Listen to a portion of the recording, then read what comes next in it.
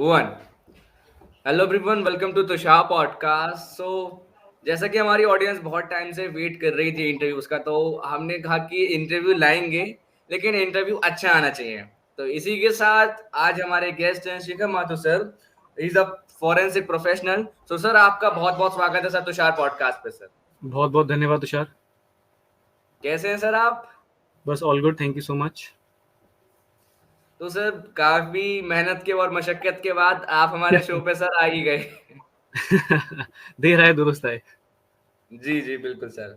तो सर, सबसे पहले तो आपकी जो एक डिपार्टमेंट है, जो आपकी फ़ील्ड है, लोग सुनते ही सबसे पहले इसको ऐसा सोचते हैं कि ये फ़ॉरेंसिक। सबसे पहले हम सुनते ही हमारे दिमाग में आता है कि जो क्राइम इन्वेस्टिगेशन होती है, पुलिस से रिलेटेड।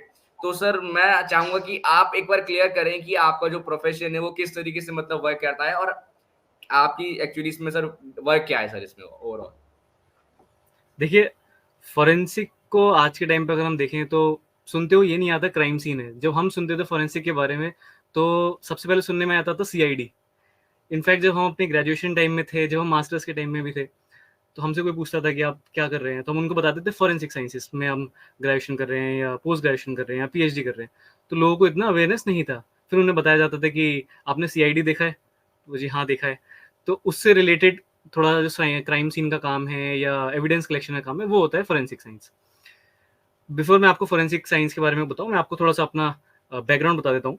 उससे पहले मैंने बीएससी ऑनर्स किया है in forensic sciences from Galgotia university, greater Noida. उसके बाद मैंने परस्यू किया अपना masters in forensic sciences, specialisation in forensic physics and ballistics. उस time Gujarat forensic sciences university से, गांधीनगर गुजरात में। फिलहाल मैं अभी अपना पीएचडी परस्यू कर रहा हूँ in the field of forensic ballistics. साथ ही साथ मैं नेशनल फॉरेंसिक साइंसेज यूनिवर्सिटी में एज अ फैकल्टी भी काम कर रहा हूँ। 2020 में कुछ समय के लिए मैंने टाटा एआईजी इंश्योरेंस कंपनी है, उसका एक स्पेशल इन्वेस्टिगेशन यूनिट कहलाता है, जहाँ पे आप फ्रॉडलेंट क्लेम्स को हैंडल करते हैं। धोखाधड़ी, हॉस्पिटल फ्रॉड्स, इन तरीके के केसेस जो आते हैं, फायर आर्सन, फैक्ट्री में आग लगना, आपने कभी सुने होंगे। तो इन जी चीज़ों सर। के ऊपर जो इन्वेस्टिगेशन करी जाती है, उनको डील करते थे हम लोग। उसके बाद मैंने दिल्ली पुलिस ज्वाइन किया 2021 में, और दिल्ली पुलिस में क्राइम ब्रांच में हमने ज्वाइन करके नॉर्थ ईस्ट डिस्ट्रिक्ट में मेरी पोस्टिंग हुआ करती थी, जहाँ पे अगर आपने सुना होगा जमुना पार दिल्ली का जो जी, कहलाता है। जी, जी।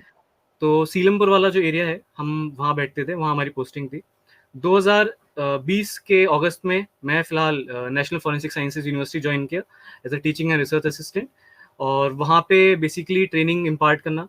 आपने अपना पीएचडी जैसे मैं कर रहा था, आपको बताया था, रिसर्च ओरिएंटेशन हमारा उसमें ज़्यादा था, उसकी तरफ बढ़ते हुए। तो ये सारी चीज़ों से हम संबंधित काम करते हैं। आज के टाइम पे मैं वहाँ पे फिलहाल अभी एज अ फैकल्टी भी सर्व कर रहा हूँ। जहाँ जी तक आपने सर। क्वेश्चन पूछा कि फॉरेंसिक साइंस क्या है या क्या चीज़ है, देखिए तुषार, फॉरेंसिक साइंस एक बहुत स्पेशलाइज्ड कोर्स या कह सकते हैं फील्ड है। ठीक है। जी। पहले के समय में फॉरेंसिक साइंस शायद टर्म होता नहीं होगा, मैं बहुत पहले की बात नहीं करूंगा, मैं नहीं बोलूंगा कि मैं बहुत बड़ा भी हूँ। लेकिन जहाँ हम अपने बड़ों से सुनते आते हैं, प्योर साइंसेज में लोग जाते थे, और उस टाइम फॉरेंसिक साइंस लेबोरेटरीज होते थे। ऑल दो इतने नहीं होते थे जितने आज है। हमारे पास CFSLs हैं, हमारे पास स्टेट्स में है, हमारे पास रीजन्स में है, सारी जगह पे उस टाइम इतने नंबर्स में नहीं होते थे। ठीक है, कुछ स्पेसिफिक डिपार्टमेंट्स होते थे। जी। बेसिकली फॉरेंसिक का काम है एप्लीकेशन ऑफ ऑयल साइंसेस। ठीक है, जहाँ पे आप सारी साइंसेस का कॉम्बिनेशन लेके उसके टूल्स एंड टेक्निक्स यूज करते, कोई एक ऐसे इन्वेस्टिगेशन कर रहे हो, कोई एक ऐसे स्टडी कर रहे हो जिससे आपको कोई आउटकम मिले, जो आपको लीगली एड कर सके या जस्टिस सिस्टम में आपकी हेल्प कर सके। That is forensic sciences. Yes sir.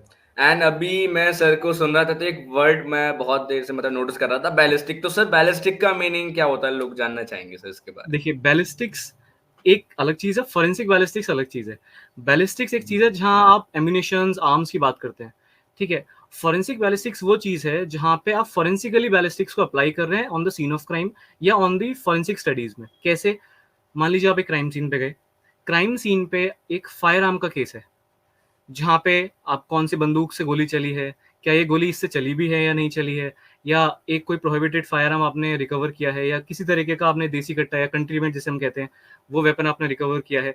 उससे रिलेटेड जो भी स्टडीज है, वो आते हैं आपके फॉरेंसिक बैलिस्टिक्स में। उसमें हम रेंज एस्टिमेशन करते हैं। आपने सुना होगा एक टर्म आता है गन शॉट रेजिड्यूज, जीएसआर, अगर आपने सुना जी होगा। सर। जीएसआर क्या होता है? बेसिकली जो आपका पाउडर है, अनबर्न्ड और सेमी बर्न्ड पार्टिकल्स जो होते हैं हमारे, वो हमारा जीएसआर जी। कहलाता है। तो उसका एनालिसिस करते हैं, अलग-अलग टेक्नोलॉजीज़ हमारे पास हैं, अलग-अलग इंस्ट्रूमेंट्स हैं। तो ये जो फ़ील्ड कहलाती है, ये कहलाती है forensic ballistics. Of course sir, and like लोगों को सर इससे थोड़ा-सा एक समझ में भी आता है कि कोई केस इज़िली, मतलब किसी भी केस में लाइक मर्डर केस या कोई भी केस हो गया, उसमें ओनली पुलिस का रोल नहीं होता है। उसमें जी, जी। पुलिस के साथ ऐसे कई डिपार्टमेंट होते हैं, फॉरेंसिक हो गया, मेडिकल, बहुत सारे डिपार्टमेंट होते हैं। तो सर मैं लाइक आपने भी जैसा आपने बताया कि आप सारी चीज़ें सर डील करते थे, तो आपके लाइफ का सर सबसे एक बेस्ट या फिर सबसे एक इंटरेस्टिंग केस कौन-सा रहा सर? देखिए तुषार, सारे ही केस मैं आपको बताऊँ इंटरेस्टिंग है। सारे ही केस अपने तरीके से अलग हैं, ठीक है? मैं कंपेयर नहीं कर सकता। बट हाँ, मैं ये ज़रूर बोलूँगा कि मैंने ऑलमोस्ट हर तरीके के केस देखे हैं, ठीक है? ये मेरे को अच्छी चीज़ रही जब मैं दिल्ली क्राइम में था, तो एक जुड़ाव रहा क्राइम सीन से बहुत ज़्यादा। सीन्स पे जाना, डे एंड नाइट हम वहाँ पे जा रहे हैं, सीन्स को हैंडल कर रहे हैं। आप सोच नहीं सकते हैं म्यूटिलेटेड आपको बॉडीज़ मिलते हैं, आपको वहाँ पे ऐसे सीन्स मिलते हैं जो आप एक्सपेक्टेड नहीं है। क्योंकि आप पहले से ये नहीं कर सकते, अज़्यूम नहीं कर सकते कि सीन कैसा होगा, और कोई भी सीन परफेक्ट नहीं है, ठीक है? तो उस टाइम पे फोरेंसिक एक्सपर्ट्स का एक चीज़ होता है, प्रेजेंस ऑफ माइंड, वो आपको बहुत यूज़ करना पड़ता है। दूसरी चीज़, जी सर। मेरा जो सबसे अच्छा इंटरेस्टिंग केस था, वो मेरा एक लास्ट केस था। मैं आप ज़्यादा डिटेल्स तो मैं आपको नहीं दे सकता हूँ उसके बारे में, बट ये जी बताऊँगा सर। कि it was a murder case. Okay, so okay sir. We used to deal with a lot of murder cases, suicide cases बहुत होते थे, अलग-अलग एज ग्रुप्स में, थेफ्ट के केसेस बहुत होते थे, रॉबरी केसेस होते थे, डकैती केसेस होते थे, अनआइडेंटिफाइड डेड बॉडीज़ होती थी जिनका कुछ पता नहीं है, कहाँ से आई हैं, यहाँ पे क्या है, उनको ट्रेस नहीं कर सकते। तो ऐसे-ऐसे चीज़ों के साथ हम लोग बहुत डील करते थे। तो हर एक सीन का एक्सपीरियंस बहुत अलग एक्सपीरियंस होता है। अगर आप इस चीज़ में काम करना चाहते हैं, इतना मज़ा आएगा आपको काम करने के लिए, क्योंकि आप सिर्फ़ अपने लिए नहीं काम कर रहे हैं, आप सोसाइटी के लिए काम कर रहे हैं। जी सर। एंड सर एक चीज़ और भी है, कहीं न कहीं आप एक साथ ही कन हज़ारों या करोड़ों किरदार आप जी रहे होते हैं, क्योंकि जिस समय आप आई थिंक किसी सुसाइड केस को देख रहे हो, तो आपको फिर वो सुसाइडर की तरह सोचना पड़ता है कि उसने ये चीज़ क्यों सोची और मतलब क्या स्टेप्स उसने करे होंगे। तो कहीं न कहीं जहाँ पे इंसान की सोच खत्म होती है, आपकी वहाँ से आई थिंक सोच कहीं न कहीं शुरू होती होगी। बिल्कुल, बिल्कुल कह भी सकते हैं ये चीज़, क्योंकि जब आप क्राइम सीन पे जाते हैं, जैसे मैंने आपको बताया, आप अनएक्सपेक्टेड चीज़ें होती हैं। आपको पता नहीं है, आपको लगता है कि ये सुसाइड होगा, बट वो सुसाइड नहीं होता। सो हम फोरेंसिक में एक चीज़ कहते हैं कि जिसका कॉमन सेंस जितना कॉमन, वो उतना अच्छा फोरेंसिक एक्सपर्ट।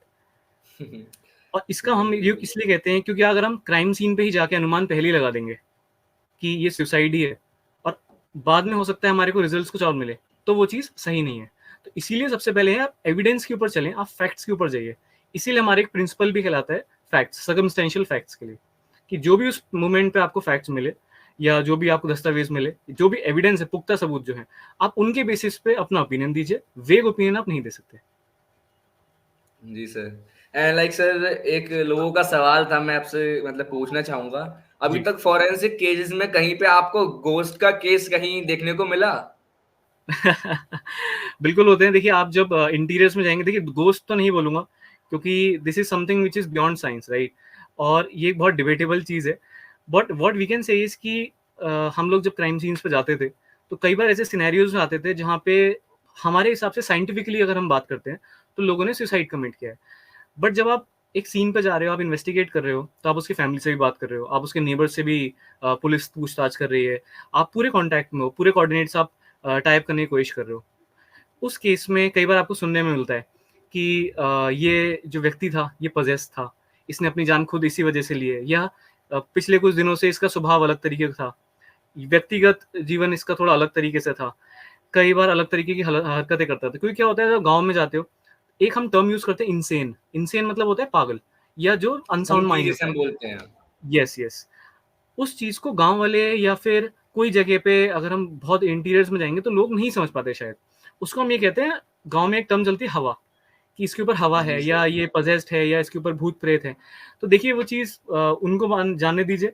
हम लोग साइंटिफिकली चीज़ों को देखना चाहते हैं। उन्हीं तरीके से हम उसको प्रोसीड करें तो मेरे ख्याल से वो ज़्यादा अच्छा रहता है हमारे लिए। Yes sir. ऐसे कभी आपको कुछ फ़ील हुआ सर ऐसा लाइक केस सॉल्व करते समय? नहीं, मुझे फ़ील नहीं हुआ, क्योंकि मेरा पर्सपेक्टिव बिल्कुल डिफरेंट होता था। मेरे लिए सिर्फ़ एक वो क्राइम सीन होता था, क्योंकि जब आप क्राइम सीन पे जाते हैं, तो अगर आप इन सब चीज़ों को आप सोचेंगे, तो आप बहुत इन्फ्लुएंस होते हैं।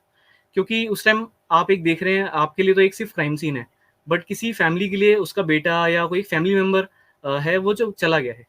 तो अगर आप उन सब चीज़ों को अपने माइंड में रखेंगे, तो आपका काम हैम्पर होगा। उस चीज़ में आप ऑफ कोर्स। इन्फ्लुएंस होके नहीं कर सकते एविडेंस कलेक्शन आई या फिर थिंक अपना जिस वर्क के इन्वेस्टिगेशन। लिए वहाँ पे हम जा रहे हैं, आई थिंक वो कहीं न कहीं इफ़ेक्ट ज़्यादा हो जाएगा फिर। बिल्कुल, बिल्कुल, और आपकी क्रेडिबिलिटी फिर इश्यू होती है, इश्यू आता है उस चीज़ पे। Of course sir. तो सर आपका लाइक फोरेंसिक साइंस में इंटरेस्ट कब से लाइक एक एक आप जैसे आप बता रहे थे कि आपने इसमें सारी स्टडी करी, तो आपका इसमें एक मेन झुकाव कब से शुरू हुआ सर? देखिए मैं थोड़ा और बताता हूँ, जैसे मेरी फैमिली जो है, मैं एक लॉयर फैमिली से बिलॉन्ग करता हूँ। तो बचपन से हमने चीज़ें सुनी हैं, देखी हैं, सारी चीज़ें हैं, और बहुत छोटी एज में शायद 11th-12th में हमें पता था कि फोरेंसिक की इम्पोर्टेंस क्या है उस टाइम, क्योंकि my father is a criminal lawyer of course, and brother भी हैं, मेरे अंकल भी हैं, सारे लोग फैमिली में लॉयर्स ही हैं। तो कहीं न कहीं जब वो लोग केसेस करते हैं तो हम देखते हैं कि यार फोरेंसिक एक क्या टर्म है जो आ रहा है, या हम फॉरेंसिक रिपोर्ट क्यों ले रहे हैं, या इंडियन एविडेंस एक्ट में हम एक्सपर्ट्स को क्यों बुलाया जा रहा है। तो जब वो चीज़ पढ़ना शुरू करी तो समझ में आया कि फॉरेंसिक की वैल्यू क्या है, साइंटिफिक इन्वेस्टिगेशन क्या है। आज के टाइम पे अगर आप सुनेंगे तो हमारे ऑनरेबल जो गृह मंत्री है, या फिर हमारे जो मोदी जी हैं, वो आपसे क्या कहते हैं कि अब साइंटिफिक इन्वेस्टिगेशन का टाइम है। जैसे जैसे ट्रेंड्स बढ़े हैं, जैसे जैसे क्राइम्स बढ़े हैं, जैसे जैसे इवॉल्वमेंट हुआ है, चीज़ों का इवोल्यूशन हुआ है, क्राइम की टेक्निक बढ़ी है, साइंटिफिक इन्वेस्टिगेशंस बढ़ी हैं, और इन चीज़ों के थ्रू हम जस्टिस सिस्टम को बहुत जल्दी से एड कर सकते हैं। मेरा जो मेन मोटिवेशन रहा, वो मेरे 11th-12th में रहा, जहाँ मैं ये सारी चीज़ें देखता था। थोड़ा बहुत इनके बारे में मुझे क्यूरियोसिटी होती थी कि ये चीज़ है क्या? उस टाइम मैं सीआईडी बहुत देखता था। तो लगता था कि डॉक्टर सालुके क्या चीज़ करते हैं कि जो एक पाउडर लिख करके बता दें कि वो कोकेन है। ऑल्दो ये सब चीज़ें नहीं होती हैं। तो फिर हमने जी इसके बारे सर। में थोड़ा सर्च किया, और डेफ़िनिटली फैमिली सपोर्ट बहुत रहा। तो एक फ़ील्ड उस टाइम सामने आई फॉरेंसिक साइंस, जहाँ पे बैचलर्स होती थी। तो फिर मैंने गलगोटा यूनिवर्सिटी ऑप्ट करा। जैसे-जैसे हम इस फ़ील्ड में बढ़ते गए, हमें फॉरेंसिक लैब्स का एक्सपोज़र हुआ, और गवर्नमेंट एजेंसीज़ का एक्सपोज़र हुआ। मास्टर्स के दौरान मेरे को और एफएसएल्स में जाने का मौका मिला। हम लोग उस टाइम सीबीआई दिल्ली में गए, हम लोग उस टाइम रोहिणी फॉरेंसिक लैब है, वहाँ पे हमारा एक्सपोज़र हुआ। इन सब चीज़ों से पढ़ते-पढ़ते अपने आप को एक ऐसा कार्व किया कि लगता है कि हाँ, ये फ़ील्ड हमारे लिए है। और इस फ़ील्ड में सिर्फ़ इसलिए नहीं है कि ये फॉरेंसिक है, डेफ़िनिटली इस चीज़ के लिए हम लोग बहुत पैशनेट हैं, कहीं न कहीं, कि ये ऑफ अंदर से कोर्स करता सर। है मन कि हमारा काम है ये। तो ये चीज़ से बढ़-बढ़ के आज मैं इसमें अभी फ़िलहाल पीएचडी तक पहुँच चुका हूँ। जी सर, और कहीं न कहीं सिर्फ़ वो चीज़ आपको रेज़ोनेट कर रही है आगे बढ़ने के लिए, तभी तक सर एक अंदर से एक विल पावर आती है उसको करने के लिए, वरना जी, आज के टाइम पे सर हम तो फिर भी सब लोग उस काम को कर रहे हैं जिसमें हमारा पैशन है। आज के टाइम पे सर मेनली जिस काम को हम करना भी नहीं चाहते हैं, उसके लिए भी हमें ज़बरदस्ती करना पड़ता है सर, सोर्स ऑफ बिल्कुल। इनकम के लिए कभी-कभी। तो सर आपका लाइक एक्सपीरियंस आपका कुछ फैमिली में जब आपने डिस्कस करा कि आपको फोरेंसिक साइंस में जाना है, जब अपने फादर को बताया, तो फादर का क्या रिएक्शन रहा था उस समय? इनफैक्ट मेरे फ़ादर बहुत खुश थे, और उनका भी ये सजेशन था कि तुम्हें ये फ़ील्ड परस्यू करनी चाहिए, क्योंकि ये अपकमिंग फ़ील्ड है। पहले के टाइम पे फोरेंसिक कोर्सेज़ नहीं थे, जैसे मैंने आपको बताया। लोग स्पेशलाइज़्ड कोर्सेज़ नहीं करते थे। अभी भी आप देखेंगे तो एफएसएल्स में जो पुराने लोग हैं, वो प्योर साइंसेज़ से हैं। अगर फिज़िक्स डिवीज़न में है तो उनका एमएससी फिज़िक्स होगा। आज के टाइम पे फिज़िक्स डिवीज़न में अगर कोई जा रहा है तो हो सकता है उसका MSc forensic sciences physics specialisation में हो। ठीक है? तो जी सर। डेफ़िनिटली कहीं न कहीं एक पर्सपेक्टिव बहुत पहले से था। एक पिक्चर बहुत क्लियर हमारे दिमाग में था कि इसका बहुत इम्पोर्टेंस है, और आने वाले टाइम में साइंटिफिक इन्वेस्टिगेशन पे ही आधारित केसेस को लड़ा जाएगा। उनकी बहुत वैल्यू होगी। आज के टाइम आप देखते हैं हमारे बहुत सारे लॉज़ चेंज हुए हैं। हमारे सीआरपीसी में 293 अमेंडमेंट्स आए हैं। तो वो सारी चीज़ों को कंसीडर करते हुए मुझे लगता है कि एक ये बहुत सही डिसीज़न था, और डेफ़िनिटली इस चीज़ में हम आगे ज़रूर और ज़्यादा पर्स्यू करेंगे। Of course sir. सर एक मेरा पर्सनली भी एक क्वेश्चन था कि एकेडमिक्स ने आपको मतलब किस तरीके से इफ़ेक्ट करा आगे की स्टडीज़ पे? देखिए एकेडमिक्स किसी भी व्यक्ति के जीवन में बहुत ज़रूरी है, अगर उसको सही तरीके से दिया जाए, मोल्ड करा जाए। और इसके लिए मैं बहुत थैंकफुल हूँ कि जब मेरा ग्रेजुएशन का समय था और जब मैं पोस्ट ग्रेजुएशन में था, तो मेरे को कुछ ऐसे लोग मिले जो एक्चुअल क्राइम सीन्स से रिलेटेड थे, जो उन पे काम करते थे। तो आपको 2 तरीके के पर्सपेक्टिव्स मिलते हैं। सिर्फ़ एकेडमिकली आपको बुकिश नॉलेज नहीं मिल के आपको सीन ऑफ क्राइम पे जो एक्चुअल चीज़ें हो रही हैं, और बुक में और एक्चुअल सीन पे कितना डिफरेंस है, उसका गैप आप आइडेंटिफ़ाई कर सकते हैं। तो जब जी आपने सर, जी ऑलरेडी सर। चीज़ को आइडेंटिफ़ाई कर लिया और आपका प्रॉब्लम आ चुका है, तो डेफ़िनिटली आपके लिए उसका सॉल्यूशन ढूँढना बहुत ईज़ी हो जाएगा कहीं न कहीं। तो एकेडमिक्स ने मेरे को इसमें बहुत हेल्प किया। जी सर। सेकंड चीज़ मैं आपको बताना चाहूँगा, जब मैं अपने पोस्ट ग्रेजुएशन के टाइम पे था, उस time Gujarat forensic sciences university से मैंने अपनी पोस्ट ग्रेड करा, तो हमारे पास एक्सपोजर ऑफ इंस्ट्रूमेंट्स बहुत था।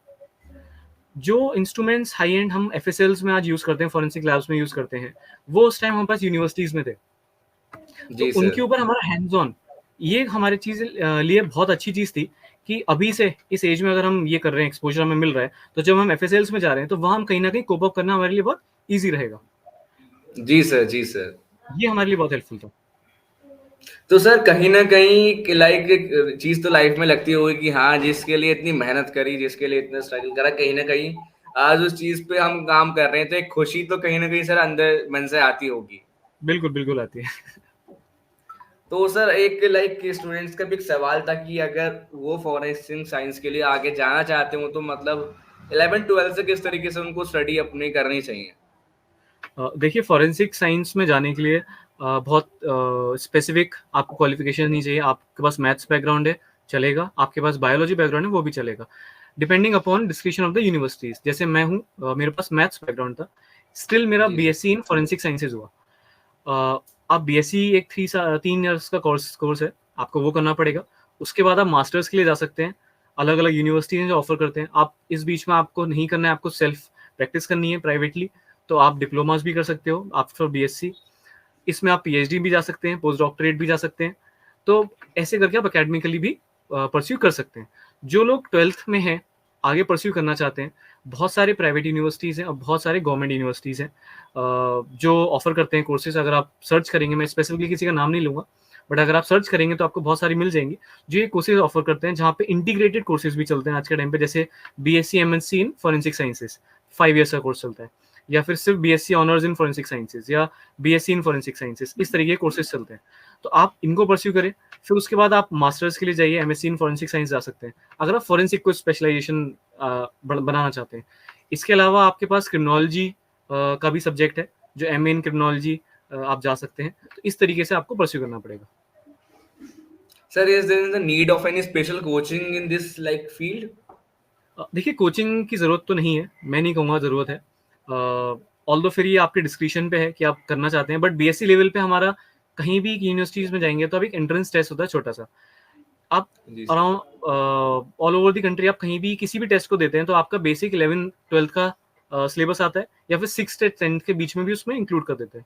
आपका अगर वो कॉन्सेप्ट्स क्लियर है, तो आप किसी भी यूनिवर्सिटीज़ में जा रहे हैं, किसी भी यूनिवर्सिटी को आप ऑप्ट कर रहे हैं, वहाँ का कोई भी आप एंट्रेंस टेस्ट देते हैं, तो उनका सिलेबस मोस्टली ये रहता है कि बेसिक आपको आना चाहिए जो आपने 12th तक पढ़ा, या जनरल रीजनिंग या जनरल एप्टीट्यूड, आपका अवेयरनेस और जनरल नॉलेज ये आपका अच्छा होना चाहिए।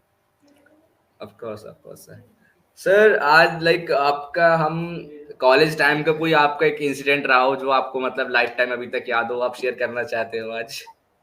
फॉरेंसिक से रिलेटेड मैं लाइक अभी फॉरेंसिक तो से रिलेटेड हो या आपकी लाइफ से रिलेटेड, मतलब आपके लाइफ का एक मेमोरेबल इंसिडेंट अगर जो रहा हो कॉलेज टाइम पे। ऐसे तो बहुत हैं लेकिन मैं आपको यहाँ बताता हूँ। जैसे मेरा सबसे अच्छा एक्सपीरियंस रहा जब मैं पहली बार क्राइम सीन पे गया था। तो मेरा फर्स्ट क्राइम सीन एक्सपीरियंस जो था, वो एक सुसाइड केस था, और जेन्युइन सुसाइड था। हमने बाद में उसको मेक आउट किया था कि वो सारे मार्क्स वगैरह जैसे होने चाहिए वैसे मार्क्स थे, सारे सिम्टम्स थे। बट जब आप जी सर। पहली बार एक सीन पे जाते हो, आपने सोचा है कि हाँ, अभी आपने एफएसएल्स में ट्रेनिंग लिया है, आपने कहीं न कहीं इंस्ट्रूमेंट्स चलाए हैं, आपने कहीं न कहीं किसी को असिस्ट किया है। बट ये वो मोमेंट है जहाँ आप खुद एक तरीके से लीड कर रहे हैं। जी आगे सर। जाके आपको ही एनालिसिस करना है, आगे जाके एग्ज़ामिनेशन आपको ही करना है। तो वो एक केस था जब मैं दिल्ली में आया, और वापस जी मैंने सर। एक सुसाइड केस जो पहला आया, वो मैंने एनालिसिस उसका करा। तो वो मेरी लाइफ़ के बहुत एक मेमोरेबल क्राइम सीन रहा, जो चीज़ करा मैंने। जी सर, और लाइक कहीं न कहीं सर एक एक्साइटमेंट वो अलग ही होती है जब किसी चीज़ के लिए आप मेहनत करते हो और जब उस चीज़ को आप फ़ील कर रहे होते हो फर्स्ट टाइम, क्योंकि फर्स्ट एक्सपीरियंस आई थिंक बहुत स्पेशल होता है। और जी। मैं ये मानता हूँ कि जब वो आपने पहला क्राइम सीन पे जब आप गए होंगे उसका एक्सपीरियंस आपको मतलब बाकी सीन्स में मतलब एक्सपीरियंस आपको अच्छा होगा, लेकिन जैसा आपको फर्स्ट में आया था आई थिंक वो आपको एक एक्साइटमेंट बाकी में वो धीरे-धीरे नॉर्मल रही होगी कहीं न कहीं। मेरा ये मानना है कि चाहे वो पहला हो, चाहे वो आखिरी हो, अगर एक्साइटमेंट सब में बराबर है तो ज़्यादा अच्छा है।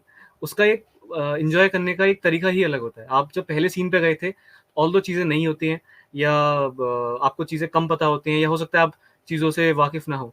लेकिन जब आप चीज़ों को करते हैं तो एक तरीके से आप पॉलिश कर रहे हो अपने आप को। उसके बाद जी, एक हर एक सीन का एक्सपीरियंस इतना अच्छा होता जाता है, कभी कम नहीं होगा वो चीज़, अगर आप जेन्युइनली उस चीज़ के लिए पैशनेट हो और जेन्युइनली उस चीज़ के लिए काम करना चाहते हो। Of course sir. लास्ट में सर आपका ऑडियंस के लिए जो आप मैसेज सर देना चाहते हो? देखिए मैं यही कहूँगा कि आप जिस भी स्ट्रीम को अगर आप फॉलो करना चाहें, अगर फॉरेंसिक की बात करें, तो ये एक बहुत स्पेसिफिक फील्ड है और अगर आपको जेन्युइनली इसमें इंटरेस्ट है, तो बिल्कुल आइए। बहुत सारे यूनिवर्सिटीज़ हैं, बहुत सारे कॉलेजेस हैं जो आपको ऑफ़र करते हैं कोर्सेज़। एक चीज़ को सोच के मत आइएगा, किसी भी कोर्स में अगर आप जा रहे हैं कि हमें जॉब सिक्योरिटी मिलेगी। डेफ़िनिटली मेरा ये मानना है कि अगर आप कैपेबल हैं, तो आपको डेफ़िनिटली जॉब्स मिल जाएँगी। हाँ, यूनिवर्सिटी से कुछ ना कुछ हाथ होता है, उनका सपोर्ट रहेगा, तो चीज़ें अच्छी होती हैं। बट इस चीज़ से कभी निराश नहीं होना है। डेफ़िनिटली हम ना कुछ चीज़ें परस्यू करेंगे, आगे चीज़ों को देखेंगे और कहीं न कहीं अपने लिए रास्ते हम खुद बनाएँगे। तो सब लास्ट में मैं सर का थैंक यू करना चाहूँगा कि सर आपने अपना प्रीशियस टाइम सर हमें और हमारी ऑडियंस को दिया जब और अपनी बिज़ी शेड्यूल में सर हमें टाइम दिया sir. Thank you so much Tushar and I hope you all आपका भी आगे फ्यूचर बहुत ब्राइट हो एंड ऑल द